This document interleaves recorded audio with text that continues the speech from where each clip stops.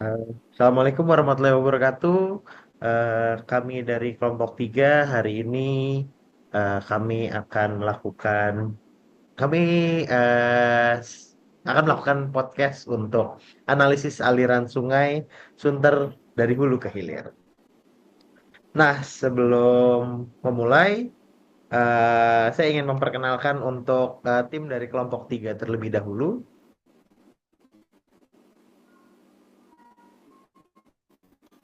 Eh, Boleh next, Mbak. Iya, Oke, Mas. nah untuk kelompok kami beranggotakan ada 7 orang. Ada Krishna Roychan Gionanda, Rahel Ruli Tiovani, Dinika Alius Septin, Arik Bilhakusra, Muhammad Reza, Ari Kristiana Finance, dan juga Nadila Aulia. Nah, untuk topik pembahasan pada tugas kali ini, kita ada 2 topik pembahasan utama. Yang pertama, kita akan menjelaskan secara singkat terkait sungai yang kita pilih, yaitu Sungai Sunter. Lalu kita membagi beberapa segmentasi wilayah sesuai dengan jumlah anggota kelompok kami. Kami memiliki 7 anggota kelompok, di mana segmentasi wilayahnya dibagi menjadi 7: Keranggan sampai dengan Cipayung, Cipayung sampai dengan Cipinang, Cipinang sampai dengan BKT, BKT sampai dengan Rawamangun, Rawamangun sampai dengan Kelapa Gading, Kelapa Gading sampai dengan Sunter, Sunter sampai dengan Bogasari, Tanjung Priok.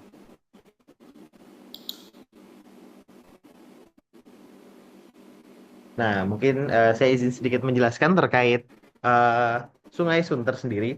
Jadi, sungai atau Kali Sunter adalah sebuah sungai yang mengalir di bagian timur kota Jakarta, Indonesia. Kota Jakarta, Indonesia, yang memiliki aliran sungai utama sepanjang 37 kilometer, serta memiliki daerah aliran sungai seluas 73.184.092 meter persegi. Sungai ini memiliki hulu di Situ Cilangkap, Jakarta Timur, dan bermuara di Kresek, Bogasari, Tanjung Priuk, Jakarta Utara.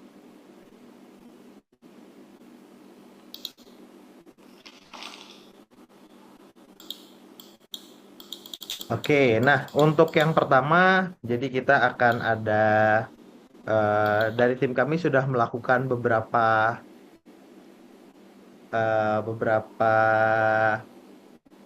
analisa mengenai permasalahan yang terjadi di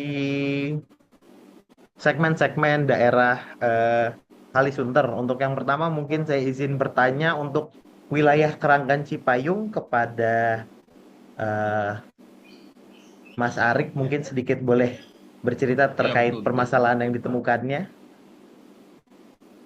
Ya, oke. Selamat siang teman-teman semua.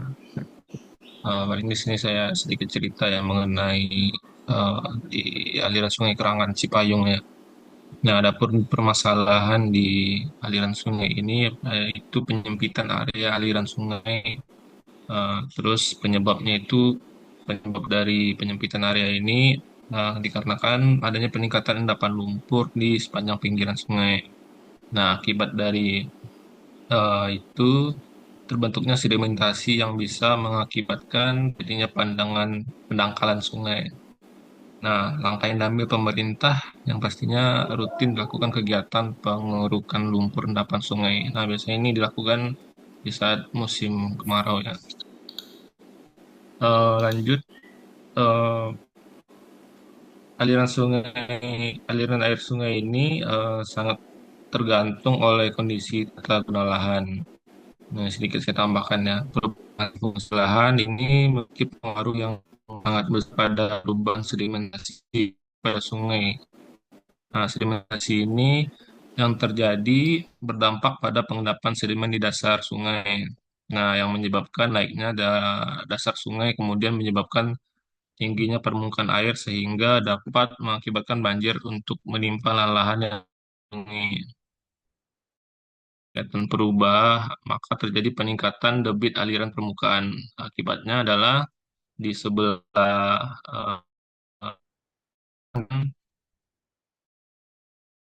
terjadinya peningkatan air sungai. Nah, ketika lahan berubah, maka kapasitas resapan hilang sehingga bencana kekeringan meningkat di musim kemarau. Ketika debit meningkat, aliran sungai dengan debit yang besar akan membawa sedimen yang besar pula. Nah, dari permasalahan ini, sebab dan akibat dan kondisi aliran sungai Kerangan Cipayung, maka langkah yang dapat diambil oleh pemerintah dalam penanganan permasalahan ini adalah melakukan kegiatan normalisasi fungsi aliran sungai dengan kegiatan pengerukan lumpur endapan. Nah, hal ini untuk bertujuan agar fungsi dari pengaliran air sungai dapat berjalan dengan normal tanpa hambatan. Nah, dengan harapan dapat mencegah adanya potensi bencana dari sedimentasi aliran sungai. Paling itu sih, Mas. Ya, terima kasih.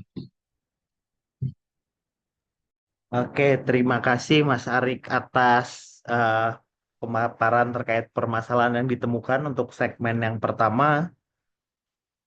Nah, mungkin dari langkah pemerintah juga sudah berusaha untuk mengatasi masalah tersebut ya. Untuk segmen selanjutnya, Ya, betul. saya izin dari saya sendiri yang melakukan analisa terkait permasalahan yang ada untuk segmen kedua itu dari Cipayung sampai dengan Cipinang. Nah, jadi untuk di Sungai Sunter di area Cipayung sampai Cipinang sendiri untuk permasalahan yang cukup banyak yaitu eceng gondok yang menghambat arus aliran sungai. Nah, penyebab dari tingginya eceng gondok yang tumbuh di permukaan sungai yaitu dari banyaknya warga yang membuang limbah rumah tangga organik ke kali atau sungai ini. Dengan banyaknya limbah organik, pertumbuhan eceng gondok menjadi tidak terkontrol dan seharusnya eceng gondok itu dapat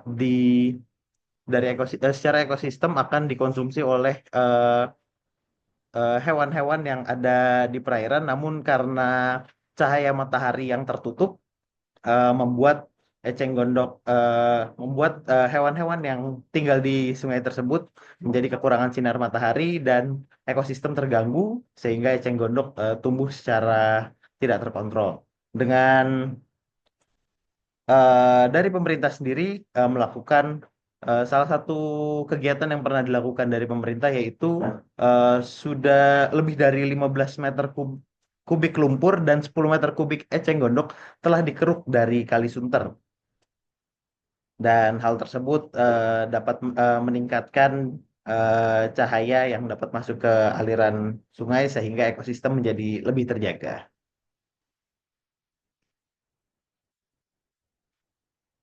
Untuk segmen yang selanjutnya untuk Cipinang dan BKT sampai dengan BKT saya izin untuk Mbak Nadila dapat sedikit menjelaskan terkait permasalahan yang ditemukannya. Baik, terima kasih. Izinkan saya lanjuti. Lanjutnya ini ada dari Cipinang sampai dengan banjir area kawasan banjir Kanang Timur. Untuk permasalahannya ini yang pertama pencemaran air yaitu tingginya tingkat pencemaran baik airnya dari limbah domestik, industri maupun sampah yang dibuang sembarangan ke dalam kali. Lalu yang kedua ada pendangkalan dan penyempitan aliran yang terjadi pendangkalan dan penyempitan akibat sedimentasi, sampah dan pembangunan di sekitar wilayah aliran kali. Hal ini yang mengurangi kapasitas dari daya tampung air tersebut. Penyebabnya ini ada dua. Yang pertama urbanisasi dan pembangunan seperti pertumbuhan kota yang pesat menyebabkan perubahan tata guna lahan dengan banyaknya bangunan di sepanjang aliran kali, sehingga mengurangi ruang terbuka hijau dan mengganggu pencernaan aliran air tersebut.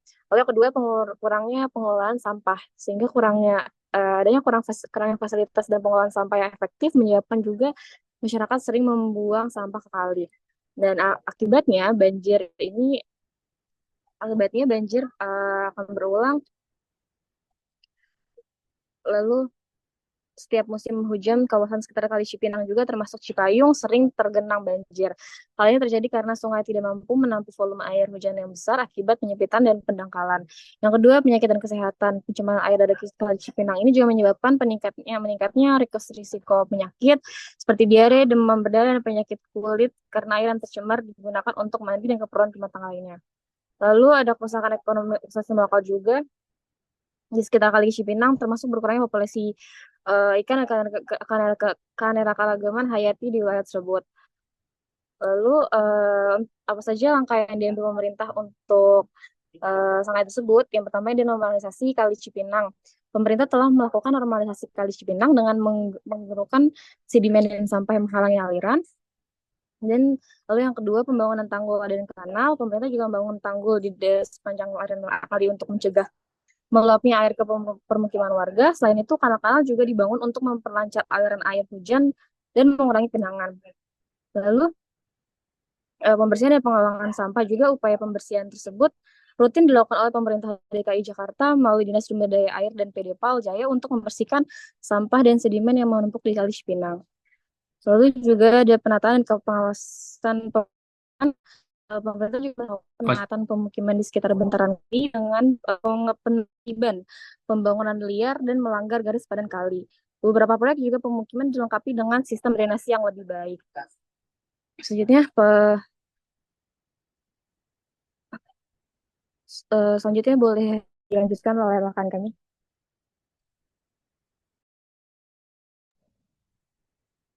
Terima kasih Mbak Nadila terkait penjelasan terkait permasalahan yang ditemukan. Mungkin izin untuk selanjutnya eh, akan dijelaskan oleh eh, Mbak Ari terkait permasalahan ditemukan untuk segmen Sungai Sunter dari BKT sampai dengan Rawamangun. BKT sampai Rawamangun, permasalahannya banyak busa bermunculan, terutama pada watergate saat pintu air dibuka. Penyebabnya, busa tersebut berasal dari endapan-endapan seperti deterjen yang awalnya berada di dasar air ke permukaan hingga tercampur dan mengeluarkan busa. Selain itu, ada juga limbah industri yang mengandung bahan kimia berbahaya seperti logam berat dan zat berbahaya lainnya yang semakin memperburuk kondisi saluran. Akibatnya, terjadi pencemaran lingkungan yang berdampak pada kualitas air yang menurun secara signifikan dan mempengaruhi ekologi ikan dan organisme air lainnya. Langkah yang diambil pemerintah membuat jaring-jaring di sungai arah BKT agar sampah tidak terikut dan memberikan sosialisasi dan penyuluhan kepada warga sekitar sungai agar tidak membuang limbah rumah tangga ke sungai, serta memberikan arahan kepada perusahaan yang berada di dekat aliran sungai agar tidak membuang limbah berbahaya ke sungai, serta memberikan sanksi kepada perusahaan-perusahaan tersebut. Mungkin bisa dilanjutkan kepada rekan saya. Terima kasih Mbak Ari atas pemaparan terkait permasalahan untuk segmen BKT sampai dengan Rawamangun. Untuk selanjutnya akan dipaparkan oleh Mas Krisna terkait segmentasi permasalahan di Rawamangun sampai dengan Kelapa Gading.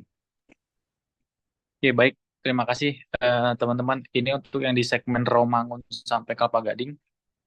Ini sebenarnya permasalahannya banyak. Ada banjir, pencemaran air, sama yang informasi yang saya dapatin itu masalah keselamatan ya. Karena banyak beberapa kasus itu eh, banyak orang yang kecelakaan masuk ke dalam sungai karena struktur dan konstruksi dari sungainya juga kurang bagus. Tapi di sini yang saya highlight adalah pencemaran air. Ini penyebabnya yang pertama tuh pembuangan limbah domestik dan sampah. Yang kedua pembuangan limbah industri dan komersial. Ini akibatnya bau tidak sedap di sekitar sungai dan juga pencemaran air sungai. Untuk langkah-langkah yang diambil pemerintah, yang pertama itu penutupan sungai dengan jaring itu untuk mengurangi bau yang ditimbulkan, kemudian revitalisasi sungai, dan juga wacana pembangunan IPAL. Nah, untuk eh, IPAL sendiri, itu informasi yang saya dapat ini tuh belum ada IPAL, karena pemerintah ini berencana untuk mempusatkan IPAL ini jadi IPAL domestik terpusat atau SPAL kelas D dan rehabilitasi tangki septik di area tersebut. Nah, untuk informasi yang kedua yang saya dapatin itu di Mall Arta Gading itu mereka sudah punya IPAL dan sudah dilakukan uji kualitas oleh pemerintah setempat. Mungkin itu dari segmen Romangun sampai Kelapa Gading yang bisa saya sampaikan. Terima kasih Mas Krisna atas informasinya, sangat menarik untuk pencemaran air di segmen Rawamangun sampai dengan Kelapa Gading. Untuk segmen selanjutnya akan saya izin dipaparkan oleh Mbak Rahel. Silahkan Mbak Rahel. Baiklah, terima kasih sebelumnya atas waktunya. Izin melanjutkan untuk pembahasan kondisi aliran sungai Kelapa Gading ke Sunter.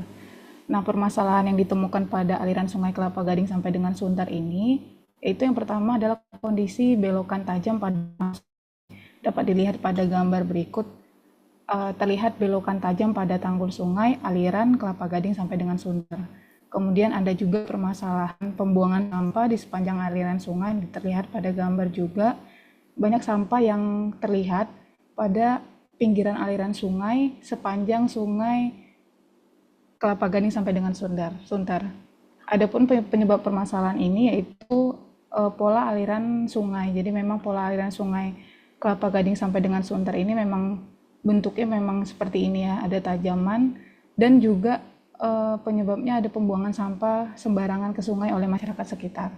Akibatnya dengan pola aliran tanggul sungai Kelapa Gading sampai dengan Sunter ini, apabila ada tekanan aliran sungai dapat mengakibatkan erosi pada dinding sungai dan berpotensi banjir.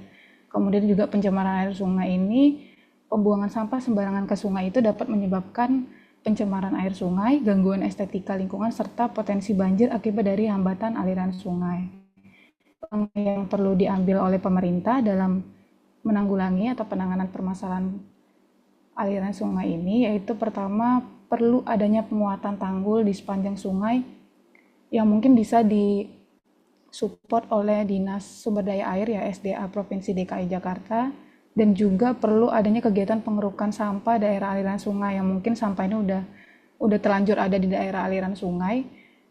Itu perlu dilakukan kegiatan pengerukan oleh dinas terkait, dan juga perlu ada kegiatan himbauan keras kepada masyarakat untuk tidak membuang sampah ke aliran sungai Kelapa Gading sampai dengan Sunter. Mungkin sekian pemaparan dari aliran sungai Kelapa Gading sampai dengan Sunter, teman-teman sekalian. Terima kasih Mbak Rahel untuk pemaparan untuk segmen Kelapa Gading sampai dengan Sunter. Untuk pemaparan untuk segmen selanjutnya, eh, saya izinkan untuk Mbak Dinika untuk memaparkan segmen Sunter sampai dengan Tanjung Priok.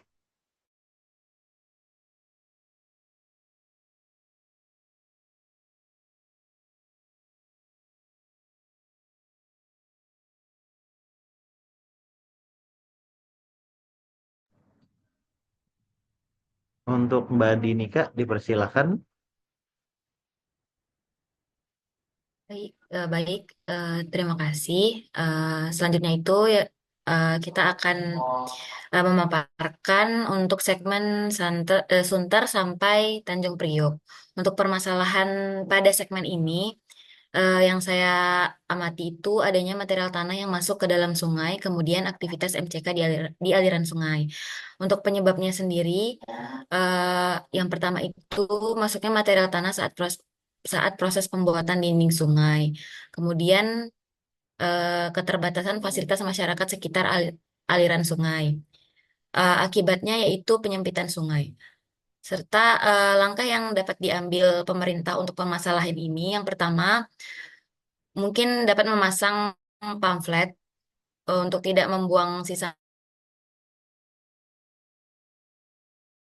material ke dalam sungai, atau IPAL komunal untuk pembuangan air limbah domestik.